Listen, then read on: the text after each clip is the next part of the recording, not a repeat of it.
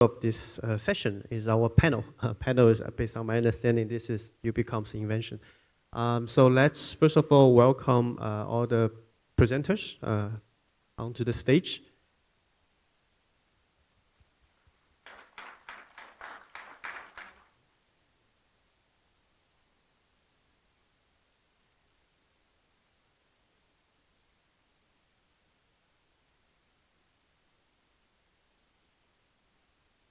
And for our audience, please be seated in the front. Let's have a more compact.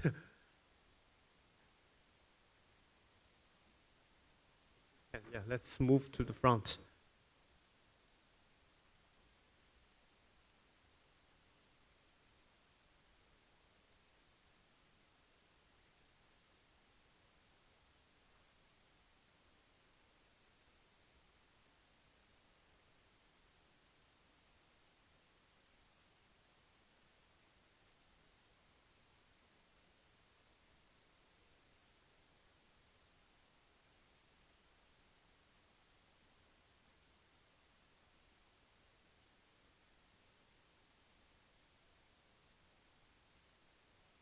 I think we have about 20 minutes. Maybe just let me start from a very general questions. So because honestly, I'm not working in this area, so I really want to learn the whole story in this mixed and immersive reality workspace. So I'm curious, like for each of the presenter, maybe from your point of view, you can answer. So what is the grand challenge when this field was initially proposed, and after so many years, what problems have been addressed? What remains a big challenge? I want to hear each of your opinions. Start from.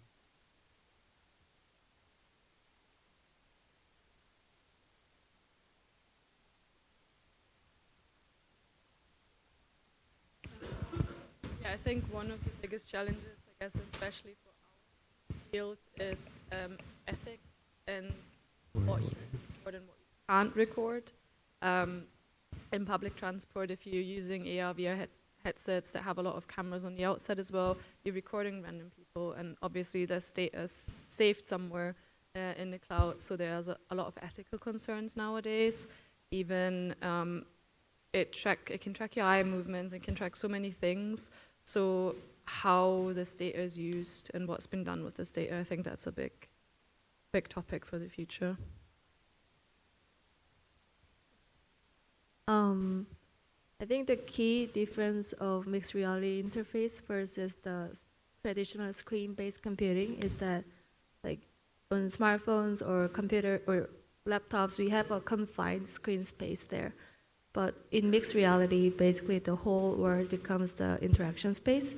So the challenge lies there, like, do we just want the same window we were using in the 2D screen-based devices, or how do we adapt the interface to adapt, like, to be more blended into the world environment? Like, what is the best representation of it, and how much information should be contained in that representation, and also where does it need to be placed? For example, if I have AR glasses right now, I don't want to occlude the audience or other people here.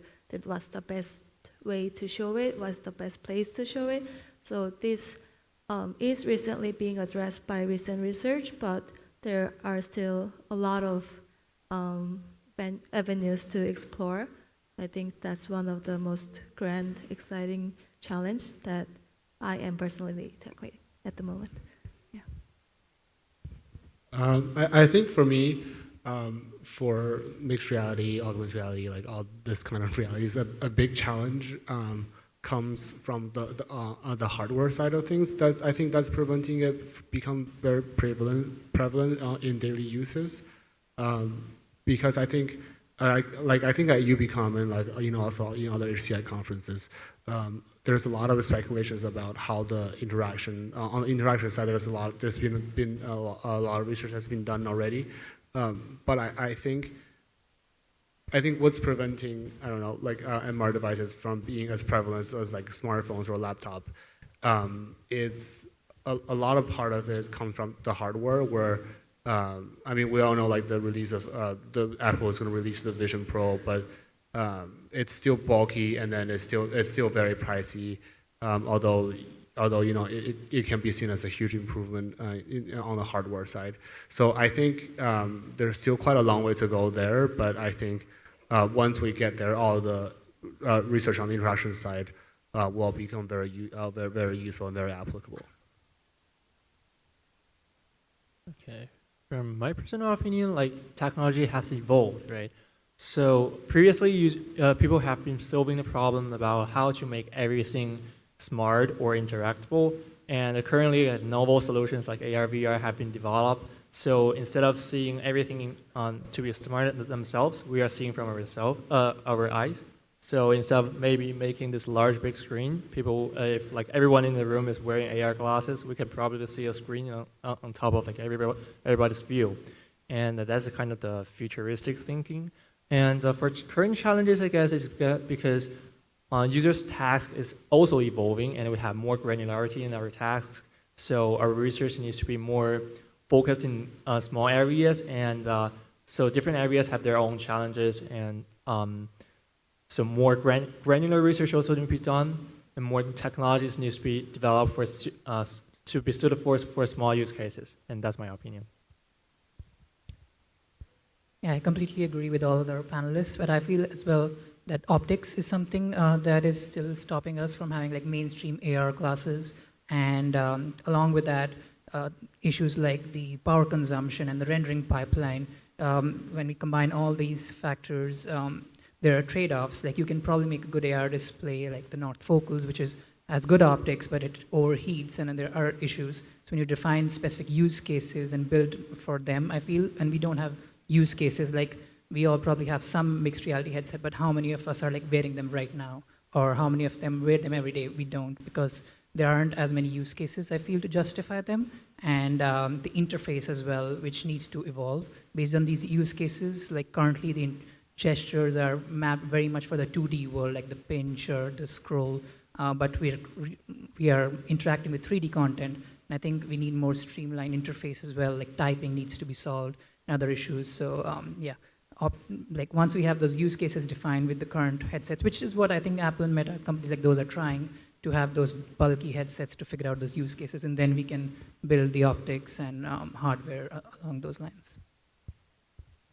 Yeah, a lot of interesting points. I think more on the sort of implications of what this means when we start deploying this out there, as it starts to get taken up by the community and so forth. You know, I was talking about harms in my talk, and there is something that, you know, when the privacy discussions were happening a couple of years ago, data's leaking, or people don't value their privacy, or all that sort of discussions went back and forth, or how do people value their privacy? And now we're imagining if we move into this kind of physical world interaction space where you can actually have something go wrong and have a direct, tangible issue show up. So for example, if there's a fire here and the door locks, people are going to demand answers now. What happened there, right? It's like very tangible, the implications of these sorts of things.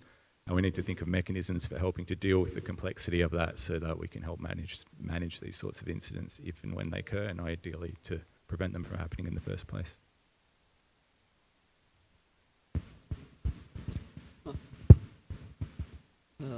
Sorry. So I think VR, AR devices, they need more platform optimizations. The sensing technologies need to support like more battery life. For instance, commercial VR headsets have just 2 to 3 hours of battery life. So when it comes to AR glasses, they are even more constrained in terms of all resources. So there has to be research into both the hardware side of optimization, platform optimization, as well as on the software side of glasses. So, yeah. Thanks. So can we hear from the online speakers, your opinions? Can you hear? Hello? Yeah, can we you- can hear you. Yeah, perfectly. Okay, so I'm gonna take this from the VR perspective. I think what challenges remain in VR and especially social VR is that the setup itself, the VR headset and how to connect it to the PCs and is relatively complicated for users that do not have programming backgrounds. So integrating this in a way that is easy, in a way that is portable and easy to set up so that everyone can use, I think it still remains as a core challenge. Also reducing the size of the headset itself is also something that should be considered. Thanks.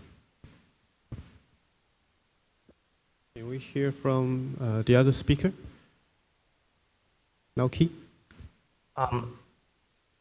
Yeah, one of the other aspects, I think is the how to create the application of for VR, virtual reality, because there are a lot of tools for other for the movie or like pictures. It's really easy to create a contest nowadays, but for the virtual reality or augmented reality, nowadays there are no tools for like create contents. So yeah, not only studying the hardware or software perspectives, but also at the same time we have to looking for the really good ways to create contents too. Okay, thanks. So thank you for sharing all these wonderful thoughts. And after we hear so many different opinions, I want to open the floor to the audience to see what kind of new questions you have for one or multiple speakers.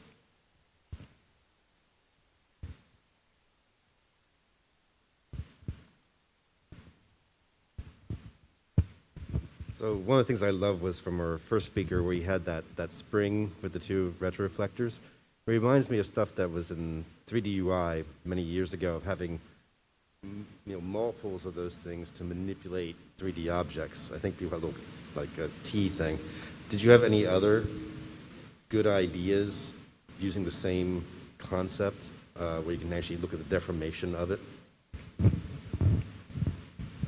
So we just looked into the aspect of retrofitting retroreflectors into other form factors, like other use cases. So we just looked at the use case of pen and pencil.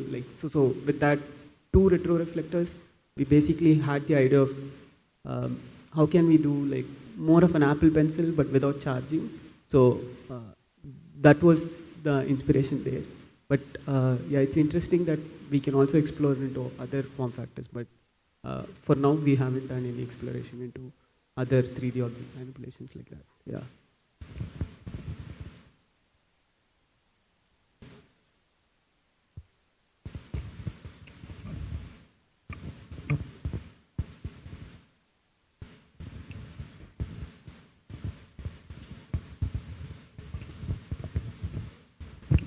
Hi again for the first presenter.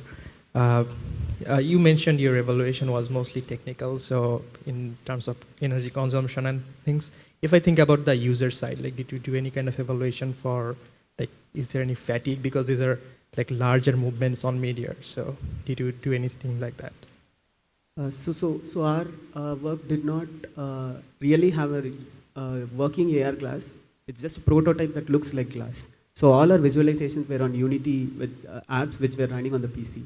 So we could not really do fatigue in AR because that was not the intention of this work, but probably in future. But we did evaluate the latency perception of our device against commercial VR headsets. We found that this was more faster, like the feedback was much faster than like commercial ones. So that was one thing, and we were also asking about the comfort of wearing. So that was also, we had good scores, but it's a very preliminary user study, so maybe we need to do like a thorough user study in that direction. I understand. Great work. Thank you. Thank you. So I'm going to go on the social appropriateness side of things. Don Norman has this great essay called Gesture Interfaces, A Step Backwards for Interactivity, where he basically says a lot of these gesture interfaces, you can't tell what to do. They're not discoverable. They're not visible. They don't give you feedback. You know, he has a whole rant about how these gesture interfaces are forgotten everything about HCI. I'm wondering, from the social side, maybe we need to do the inverse of Don Norman, right? Maybe what the thing we need to do on for social appropriateness is, it's got to be not discoverable that somebody's using it. It does not give feedback that they're doing these sorts of things.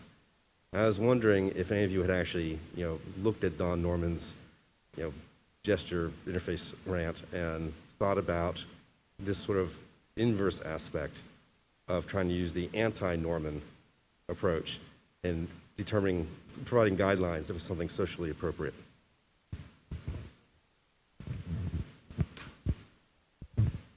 So we've not looked at that yet.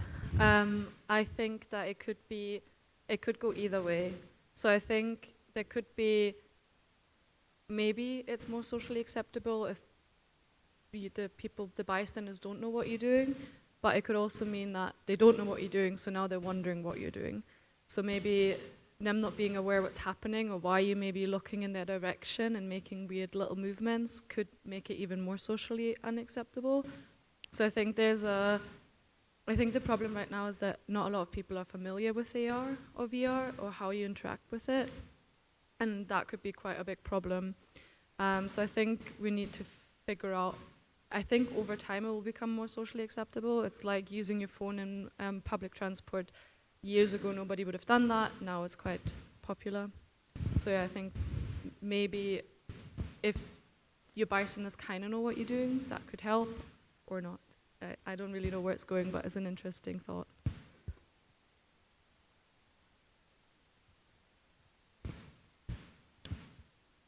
You're responding to this question, I think, from a futuristic thought, like in this current settings, we cannot still weave the technologies like seamlessly into our life. The inverse of Don Norman's idea is actually to make everything seems like that's how it works. So it doesn't need people to elicit a question or to raise questions, how does this actually work and work?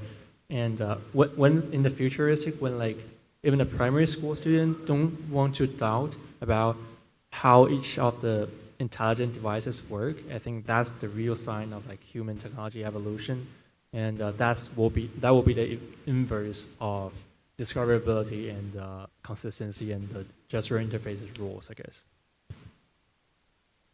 I think the time is up, according to the staff and volunteer. So let's conclude the session, and thank you all for your participation and great talk and discussion. Let's have lunch. Let's thank the speaker again.